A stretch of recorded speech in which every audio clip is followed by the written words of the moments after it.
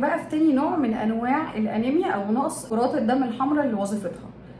تاني نوع اسمه ميجالو بلاستيك انيميا. يعني ميجالو يعني الانيميا المتعمقه. ليه؟ لان حجم كره الدم الحمراء هنا بيكبر، بيكون الام سي في اعلى من 100. احنا اتفقنا ان خلاص في الاول كده في كام حاجه عرفناها.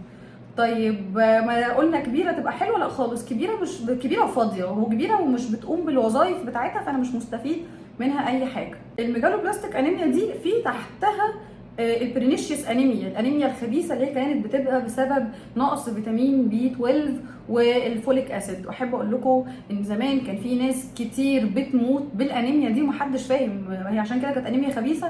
ما كانوش لسه وصلوا ان حاجه بسيطه زي الفيتامين بي 12 هو الحل، فكانت الناس بتموت وهم مش عارفين السبب. لكن دلوقتي هي خلاص طبعا ما بقتش الانيميا الخبيثه ولا اي حاجه، ولكن احنا برضو مش احنا بنحلل السي بي سي، ما بنحللش فيتامين بي 12.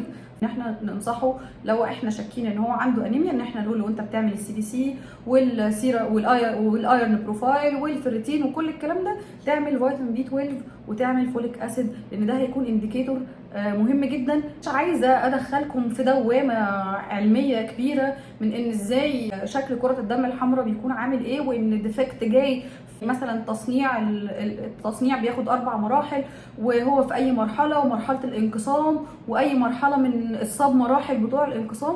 مش هنتكلم في كل ده، ولكن الميجالو بلاستيك انيميا بيكون بسبب ان وقت التصنيع المفروض ان هو محتاج ماتيريال معينه او محتاج عامل معين اللي هو فيتامين بي 12 والفوليك اسيد، لان ده اللي بيحول الهوموسيستين للميثيونين، والفوليك اسيد اللي بيديني الثايميدين، وبالتالي بعرف اكون الامينو اسيدز المهمه اللي بكمل بيها عمليه الميتوزيس او عمليه السيل ديفيجن وانقسام الخليه، وان كل خليه يكون فيها الدي ان ايه المظبوط بتاعها.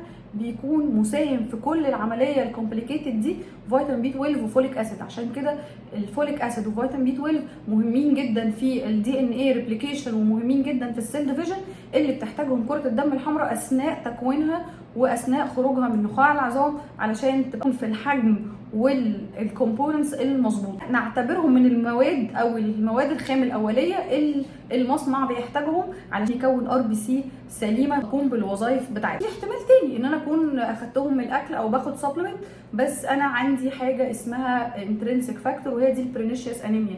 انا عندي في المعده فيها كذا فاكتور، في ار فاكتور، انترنسيك فاكتور، فيتامين بي 12 بيحمل على بروتين معين ترانس كوبالامين.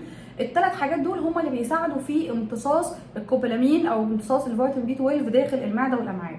طب لو انا عندي نقص منهم، او لو لا قدر الله حد كان عامل عمليه او مثلا عامل تكميم معده، بيفقد الانزيمز والفاكتورز اللي موجوده في المعده. وعشان كده اي حد عامل تكميم معده لازم يكون بياخد سبلمنتس من بره، لان من الحاجات اللي هتفرق معاه انه مش هيعرف يمتص الفيتامين بي 12 زي ما كان بيمتصه قبل كده. نرجع لموضوعنا. الفيتامين بي 12 انا اخده بس مش بيمتص، بيجي لي حاجه اسمها برينيشيوس انيميا، واللي هي برده بتنطبق او بتكون تحت الميجالو بلاستيك انيميا. ودي ان بتكون كرات الدم اتفقنا ان هي بتبقى كبيره ولكن مش بتقوم بالوظائف.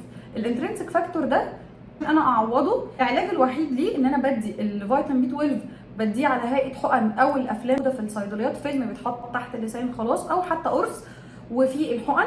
وفي كمان ان انت لو خلاص هتاخد اقراص ومش عايز تاخد غير الاقراص، تاخدها بجرعه كبيره، فتجبر الانترنسيك فاكتور اللي موجود ومش قايم بوظيفته او قليل ان هو يقوم بوظيفته اكتر شويه. ولكن طبعا الصح ان احنا ناخد حقن او ناخد الفيلم اللي تحت اللسان.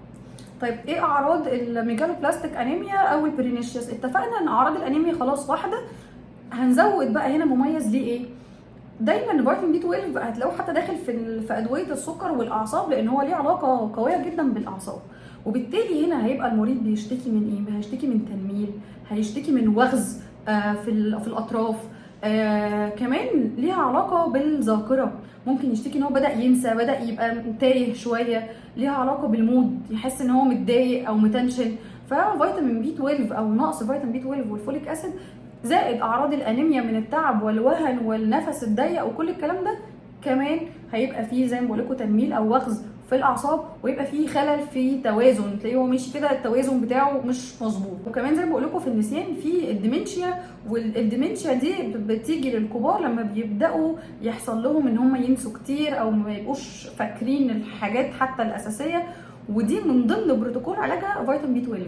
ففيتامين بي 12 يا جماعه مهم، ولو سمحتوا تدخلوه في التحاليل بتاعه الانيميا وتشوفوه. الطبيعي بتاعه يكون 300 بيكو بير ملي، ناقص لو الفيتامين بي 12 اقل من 200 بيكو بير ملي. والفوليك اسيد الطبيعي بتاعه يكون ازيد من 4 نانو جرام بير ملي، لو هيبقى فيه نقص هيبقى اقل من 2.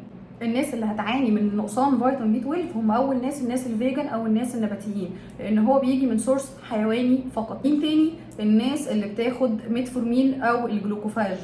ليه؟ لان هو بيأثر على امتصاصه من المعده. فدايما حتى لما كان اي حد مريض سكر بياخد الميتفورمين او الجلوكوفاج بنقول له انه ياخد فيتامين بي 12، مش بس عشان الاعصاب ولكن علشان الميتفورمين بيأثر على امتصاص فيتامين بي 12 من المعده.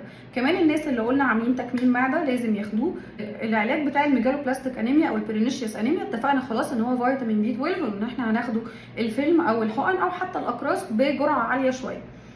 طيب الجرعه بتاعتنا ايه؟ هو انا ملاحظه عامه ان احنا عندنا يمكن في السوق المصري بالذات من اكتر الحاجات اللي احنا بنستهلكها الفيتامين بي 12، وبناخده بفريكونسي عاليه قوي. يعني مثلا علاج البرينيشيوس انيميا مش ان احنا ناخد حقن كل يوم، هو 1000 مايكرو جرام او اللي هو الواحد ملي جرام كل اسبوع لمده شهر، وبعد كده كل شهر لمده 3-4 شهور. خلاص الموضوع انتهى وحلينا المشكله. ممكن نعمل مينتنس بجرعات زي ما بقول لكم، مثلا تبقى حقنه في الشهر. انا مش بتكلم على مريض سكر ومش بتكلم على اي حد عنده مشاكل في الاعصاب، انا بتكلم على الناس اللي عندها انيميا. لكن ان انا افضل اخده على طول على طول على طول، هو الزياده منه مش هتعمل توكسيستي، ولكن بنتكلم على الجرعه المظبوطه. الجرعه المظبوطه، وكل الحقن على فكره متساويه برده في الفعاليه في الاخر. التركيزات كلهم تقريبا قريبه من بعض. لو في تركيز 500 مايكرو جرام احنا ممكن ناخد منه امبولين مش اكتر. الاقراص احنا ممكن ناخد التركيز ال1000 كل يوم عادي، لان الاقراص زي ما بقول لكم البايو افيلابيلتي بتاعتها او قدر الممتص او القدر الفعال اللي بيوصلني بيكون قليل، فما فيش مشكله بناخده برده لمده 3 شهور او حاجه، ونبدا نعمل التحليل ونشوف الدنيا. الفوليك اسيد فيه منه 2 تركيز، فيه اللي هو ال 0.5 مللي جرام وفيه ال 5 مللي جرام. انا امتى باخد التركيز الاعلى؟ لما يكون عندي برينيشيوس انيميا، خلاص انا بعالج دلوقتي البرينيشيوس انيميا بالفيتامين بي 12 وبالفوليك اسيد، فباخد التركيز العالي من فوليك اسيد. او لو سيده حامل وحصل لها هيستوري او كان عندها تاريخ مرضي قبل كده ان هي خلفت وكان البيبي عنده مشكله في الجهاز العصبي، فببدا اديها الجرعه العاليه وده الدكتور بيقول لها عليها ولحد وقت معين. حتى السيده الحامل لو هي ما عندهاش اي تاريخ مرضي لحاجه او الدنيا تمام بتاخد برده التركيز القليل، ويا ريت تبقى بتاخده من قبل الحمل بشهر او ب3 شهور لو هي بتمانج ان هي تبقى حامل. فيستحسن طبعا ان هي تكون اخداه قبل الحمل بشهر ل3 شهور التركيز القليل.